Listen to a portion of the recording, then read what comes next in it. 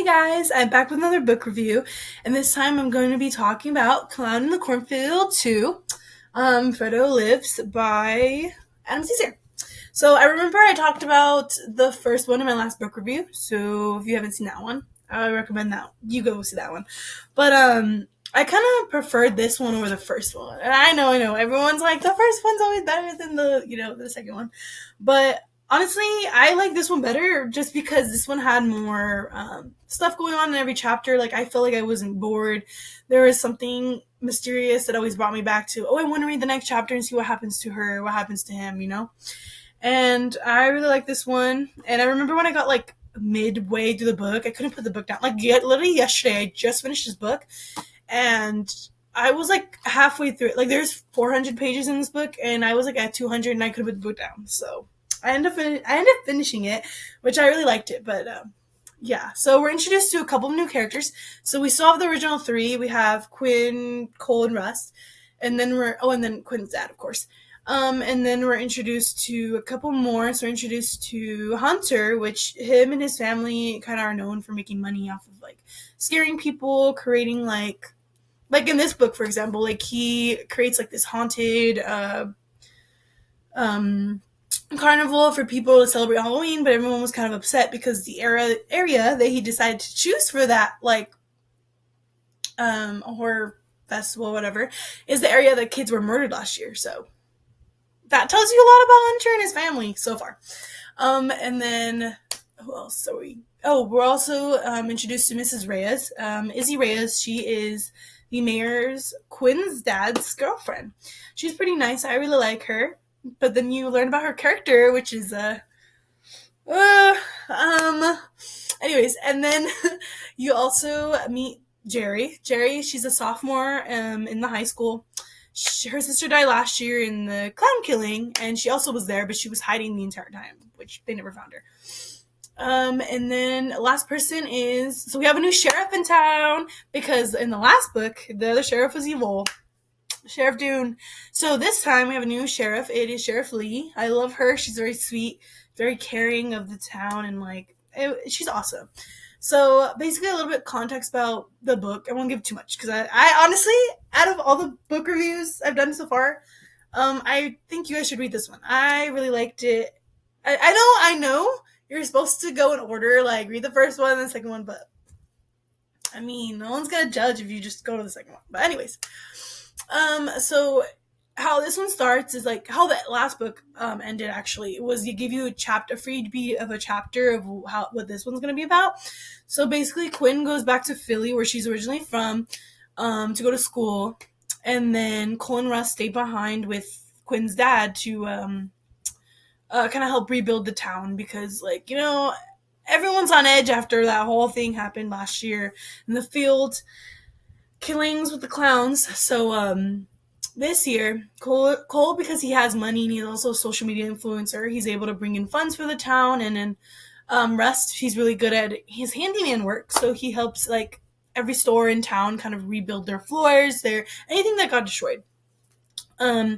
So what ends up happening is that Quinn doesn't feel like she belongs anywhere. She feels like a freak because of everything that happened last year, because them three were the only ones that obviously there was more students that survived, but they were the only ones that stood out because they were the ones that were the targeted ones last year. And so she kind of feels like she doesn't belong, especially with her roommates in her dorm this year. They were watching these videos because on the internet everything has been blowing up, what if these three are liars, they never saved the town, they're just doing it to get attention, or they were actually the murderous ones, stuff like that. So Quinn just gets eyes everywhere on her wherever she goes, and she just doesn't like it. And so just to get her mind away from that, she invites Cole and Russ to go visit her in Philly, and they did. Stuff got intense. Especially everyone knows Cole because Cole comes out on the internet all the time because he's a social media influencer. But Russ doesn't like the attention that much. He's like Quinn, they both like to hide in the shadows. They're like me. I like to be a little shy sometimes, Don't like the attention 24/7. So what ends up happening is they're out getting food in Philly, and there's this like group of guys that start saying like, "Oh, can I ask you a question? Can I ask you a question?" And like, you know how Rust is. I love Rust. Rust is literally the type of guy. He's like, "Back up, or I'm gonna make you back." Like he. I love him.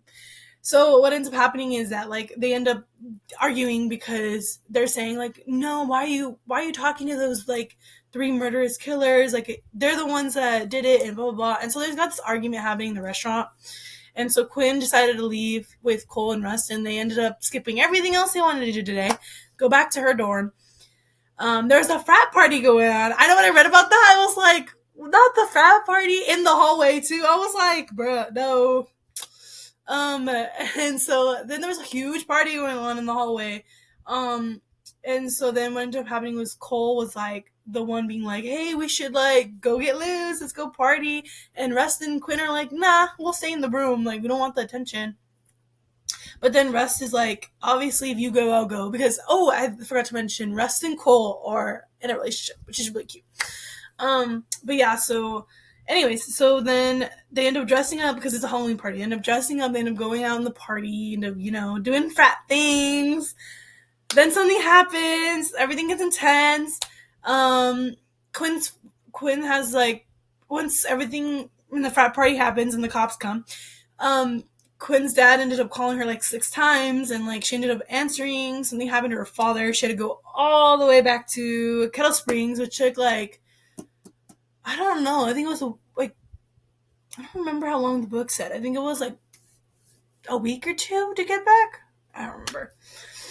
But then it goes back in time. Then it tells you what happened. Like that's what I like about this book is it goes back and forth telling each other stories. Like they tell Quinn's story, and then they go back and tell Quinn's dad's story, like what happened. And so what ended up happening with the father is that like he got attacked waiting for his girlfriend because his girlfriend Mrs. Reyes works with Jerry in the movie theater. So he ends up like waiting for her there. Something happens. Like it's a lot. Um, and so Jerry ends up being the one finding Quinn's dad outside. Ambulance took him, went to the hospital. They're still trying to figure out who did it. And then earlier before that, like there was already a lot of stuff happening in this town because even before that, like Jerry got harassed with like by this group of tourists that came, being like, "Oh, can you like talk in our mic and like tell us what happened? Like give us a real story, like like." And Jerry is the type of character that's really like shy, very like I don't want to talk to you type thing, and like yeah, like it was just I remember that part. I got so irritated because I was like, I would have beat him up. Like I'd be like, leave me alone. Like you didn't survive last year. You didn't know what's going on. Like I'm not gonna talk to you. But anyways, so so then what happens is that Quinn, Rust, and Cole end up going to visit Quinn's dad in the hospital, and while they're there, Mrs. Reyes is there, Jerry's there, the sheriff's there. They're all there, and they're kind of just explaining to Quinn what happened. Her father's gonna be okay, like everything like that. And then after that, Quinn ends up staying with her dad. Russ and Cole end up Russ and Cole end up getting an argument because Cole called Hunter to give him a ride home. And so he doesn't Russ never liked Hunter, like from the start, like they just always never liked each other. So Cole ends up going with Hunter and Jerry because the sheriff asked if they could take Jerry home too. So Jerry ends up going with them. Russ ends up staying with Quinn because he's like, hell no, like I'm not going to ride with this man. Like, also like I don't know. I feel like I was on Russ's side with this because also like Hunter had a thing for Cole. So, I mean, I understand, but I also wouldn't have left Cole by himself. Whatever.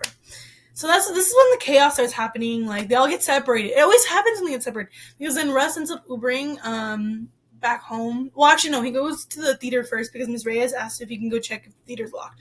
So then he ends up going there. He meets Jerry there.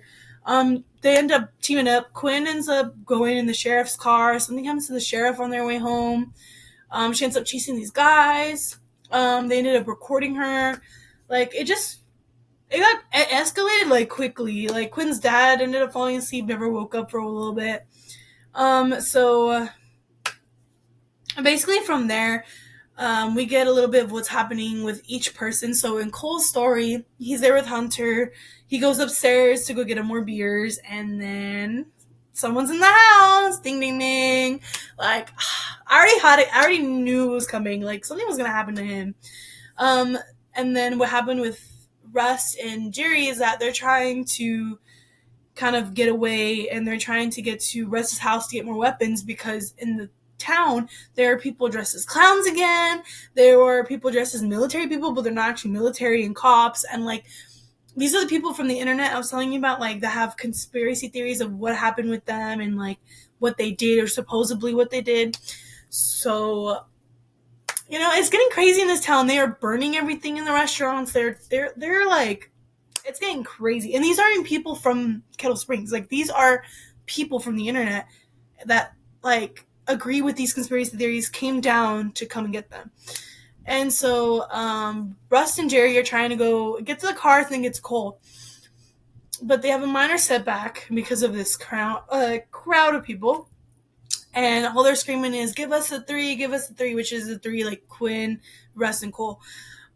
So then, flashback to Quinn's story, she gets knocked out by these group of teenagers, because she ends up being in that farm, the horror farm thing that Hunter's family has set up.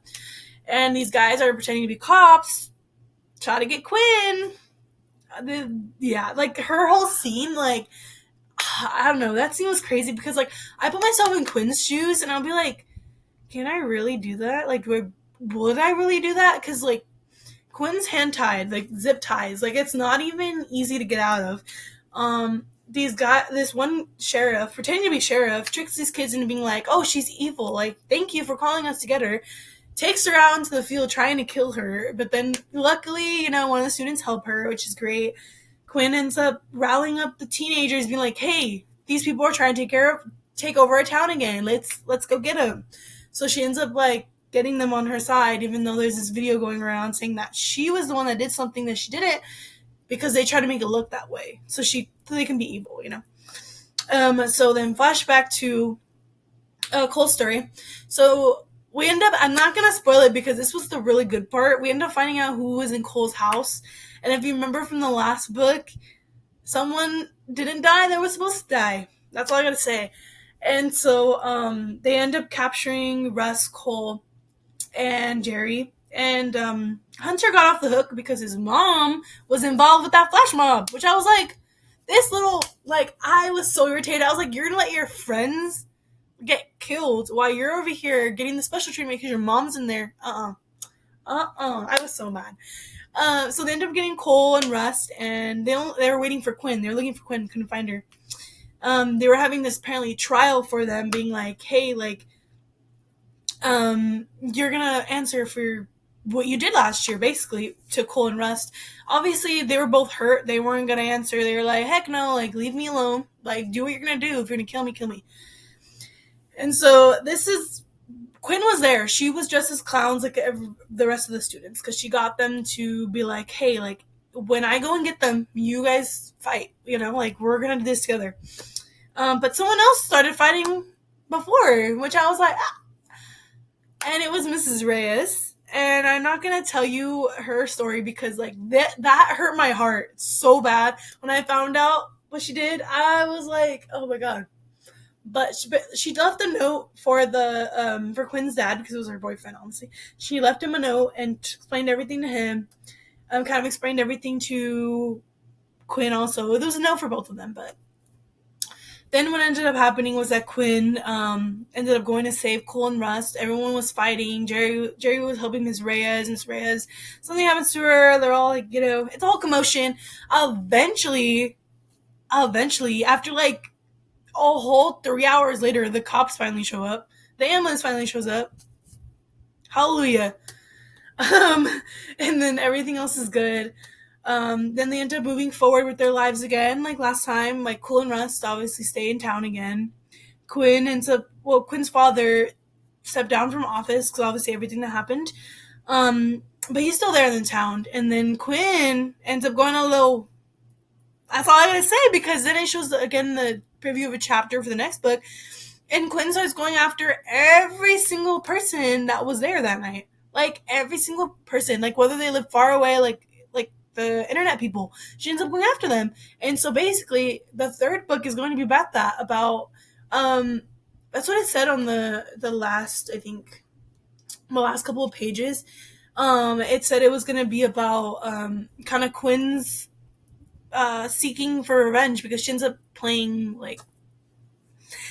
cop, and she goes and a detective, and she ends up going after every single person that was involved because she was tired of it, which is valid because it's happened to them 2 times already. But like, I don't know, like I feel like that's just not.